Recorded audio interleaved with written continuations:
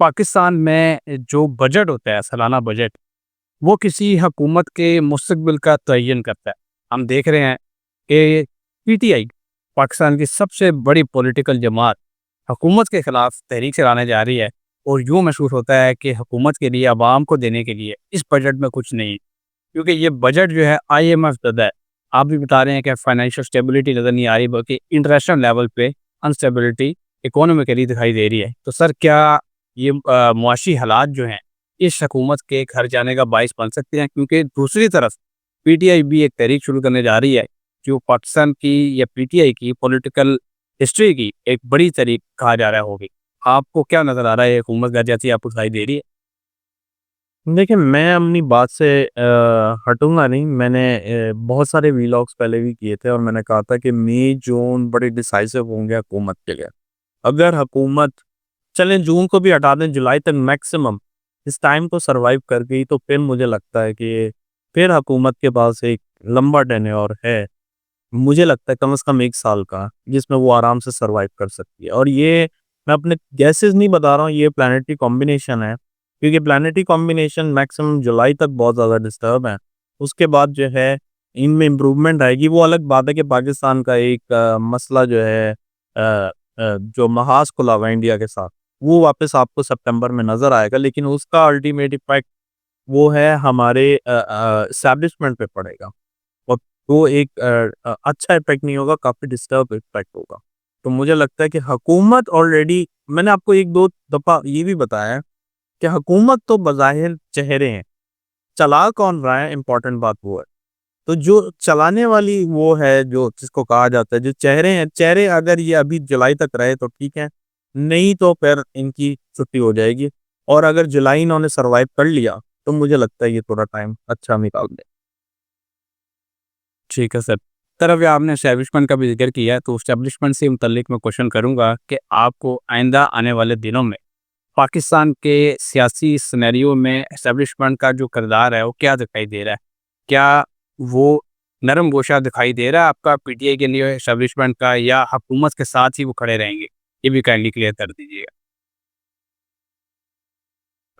दानिश भाई, बात ये है कि हुकूमत पीछे चल रही है एस्टेब्लिशमेंट के, अगर आप मुझसे सच बात पूछें।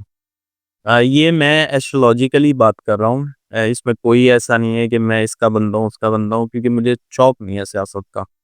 तो मैं बिल्कुल एस्ट्रोलॉजी बायस पे बात कर रहा हूँ। जो हमारा पूरा कंट्रोल है मुल्क का, वो एक ही उसके अंदर में चल रहा है और उसका नाम आपको पता है, एस्टेब्लिशमेंट। ठीक है? तो मुझे ऐसा लगता है कि आने वाले दिनों में इनका कंट्रोल ज़्यादा होगा, हुकूमत उनको फ़ॉलो कर रही है। वो, और मुझे ऐसा नहीं लगता कि ये लोग एक पेज पे हैं, ये भी मैं आपको बात बहुत खुल के बता रहा हूँ। ये उनको सिर्फ़ फ़ॉलो करना ही उनके जो है नसीब में लिखा हुआ है, इसके अलावा मुझे नहीं दिखता। शायद मैं गलत हूँ, कोई बड़ी बात नहीं, क्योंकि रीडिंग्स गलत होती हैं, ये हरफ़ आकर नहीं होता। ये रीडिंग्स होती हैं, कैलकुलेशन होती हैं, इनमें बहुत मिस्टेक्स होते हैं। लेकिन फ़िलवक़्त मुझे ऐसा लग रहा है कि हुकूमत सिर्फ़ नाम की है। चेहरे बदलते हुए अगर दिखे तो आपको जुलाई तक मैक्सिमम, वरना ये फिर थोड़ा लंबा चलते हुए आपको नज़र आए। एस्टेब्लिशमेंट का मैंने आपको बहुत क्लियरली बताया है कि सितंबर, अक्टूबर इनको बहुत टफ टाइम मिलेगा इंडिया पे। ठीक है, ठीक है सर। सर, प्रोग्राम में हम अपने जो ऑडियंस हैं, उनके क्वेश्चन भी ऐड करते रहते हैं। तो आज का जो एक क्वेश्चन हमारे एक दोस्त का है, उन्होंने कहा कि मलिक साहब से पूछें कि गर्मियाँ जून-जुलाई की बड़ी शदीद किस्म की पाकिस्तान में शुरू हो गई हैं। क्या ये जो टाइम रखा है पीटीआई ने, ये वैसे तो सही नज़र नहीं आ रहा, क्योंकि गर्मी में लोगों का निकलना बहुत मुश्किल होता है। तो सवाल यही है कि इस शदीद गर्मी में क्या लोग पीटीआई की तहरीक को चलाने के लिए बाहर निकलेंगे घरों से? आपको ऐसा कुछ दिखाई दे रहा है? दानिश भाई, बात सिर्फ गर्मियों की नहीं है, क्योंकि गर्मियाँ तो एक चैलेंज बनेंगी। मैंने आपको पहले भी बताया था कि पिछले जितने भी रिकॉर्ड हैं वो टूटेंगे इस साल में।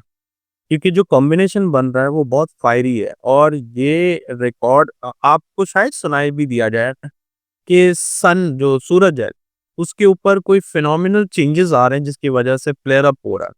अब मुझे नहीं पता उसको एग्जैक्ट वर्ड क्या बोलते हैं, लेकिन वो बोलते हैं कि फ्लेयर अप होना शुरू हो जाता है और वहां से कुछ ऐसी शॉएं निकलती हैं जो गर्मी की शिद्दत में मजीद इजाफा करते हैं।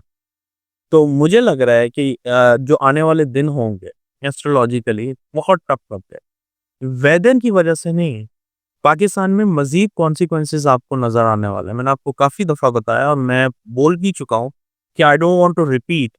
उसकी वजह ये है नेगेटिविटी बढ़ाने से बढ़ती है। तो बेहतर है कि हम उसके ऊपर कम से कम बात करें, लेकिन पाकिस्तान को सिर्फ़ गर्मियों का मसला नहीं होने वाला, बहुत सारे इश्यूज़ सामने आएँगे, जिसकी वजह से ये जो तहरीक है, इसमें डिलेज़ और स्ट्रगल्स बहुत ज़्यादा क्लियर नज़र आते हैं। और मैं पता नहीं शायद आपके प्रोग्राम में भी बात की थी कि ये तहरीक अगर अगस्त में चलती तो ये ज़्यादा बेहतर थी, आपकी रिज़ल्ट ओरिएंटेड होती और ये किसी मकाम पे पहुँचती। तहरीक को चलाने का मकसद यही होता है कि उससे हमें रिज़ल्ट मिले, ना कि बस रोडों पे आके अल्लाह उल्लाह करके वापस। तो मुझे लगता है कि ये टाइम सही नहीं। आइंदा आने वाले दिनों में पाकिस्तान की आवाम के लिए कोई जदीद है या नहीं, ये मैं मलिक साहब से पूछूंगा। और एक खबर आपके साथ शेयर करूंगा कि वर्ल्ड बैंक ने पाकिस्तान के हवाले से कुछ आदाद-ओ-शुमार जारी किए हैं, जिसमें ये बताया गया है कि पाकिस्तान में 41% लोग जो हैं खते गुर्बत से नीचे चले गए हैं। हमें ये बताया जा रहा है कि पाकिस्तान बहुत तरक्की कर रहा है, हालात बेहतर हो रहे हैं, स्टेबल हो रहे हैं, मीशत जो है वो ग्रो कर रही है, जीडीपी बेहतर हो रही है, लेकिन आवाम तो खते गुर्बत से नीचे जा रहे हैं। सर ने मेरे दूसरा प्रोग्राम में एक प्रेडिक्शन की थी आज से 1 हफ्ता पहले कि आइंदा आने वाले दिनों में पाकिस्तान में आपको महंगाई होती दिखाई देगी। आज आर्मी बैंक ने जो अपनी रिपोर्ट जारी की है, उस पे भी कुछ ऐसे ही हालात नज़र आ रहे हैं। सर, पाकिस्तान के बजट में अवाम के लिए क्या रिलीफ आपको दिखाई दे रहा है? पाकिस्तान का ज़ायचा क्या बता रहा है? पाकिस्तान की फाइनेंशियल कंडीशन इस साल क्या होगी? 2027 के हवाले से तो आप सर बता चुके हैं कि पाकिस्तान में फाइनेंशियल स्टेबिलिटी आएगी। इस साल आप क्या देख रहे हैं? काइंडली बताइएगा। नानी भाई, वैसे आप तो माशाल्लाह बहुत सारे एस्ट्रोलॉजर्स के पास जाते हैं और उनके साथ आपके काफ़ी व्लॉग्स होते हैं। तो मेरा सवाल आपसे है, क्योंकि आपने मुझे ऐसी राह पे लाके खड़ा कर दिया है, मेरे पास कोई गुड न्यूज़ है नहीं और जो प्लैनेटरी कॉम्बिनेशन दिख रहे हैं पूरी दुनिया के, तो मेरे ख़्याल से इसके ऊपर बहस बनती नहीं है। अल्लाह करे मैं गलत हूँ, लेकिन मुझे ऐसा लगता है कि ये बजट जो है आवाम की कमर तो अब रही नहीं है। अल्लाह करे आवाम के लिए बेहतर हो, लेकिन मुझे नहीं लगता ये बजट जो है आवाम के लिए फिर एक जो है बॉम्ब ब्लास्ट से कम नहीं होगा। अल्लाह करे बेहतर हो, लेकिन मुझे ऐसा लग रहा है कि फाइनेंशियल क्राइसिस अभी, क्योंकि पूरी दुनिया में आना है, पूरी दुनिया में आना है, मैं पाकिस्तान की बात नहीं कर रहा हूँ। लेकिन अल्टीमेटली जो इन चीज़ों का रिएक्शन होता है, थर्ड वर्ल्ड कंट्रीज़ पे सबसे ज़्यादा आता है। क्योंकि ये ऑलरेडी एक जो है ना ग्रोन अप, मतलब उसमें अपने आप को प्रूव करने की कोशिश कर रहे होते हैं दुनिया के सामने। तो मुझे लगता है ये हालात मज़ीद जो है कशीदा ही होंगे और बजट की वजह से जो सियासी मामलात है, इसमें भी बहुत ज़्यादा अनस्टेबिलिटी आती हुई नज़र आई।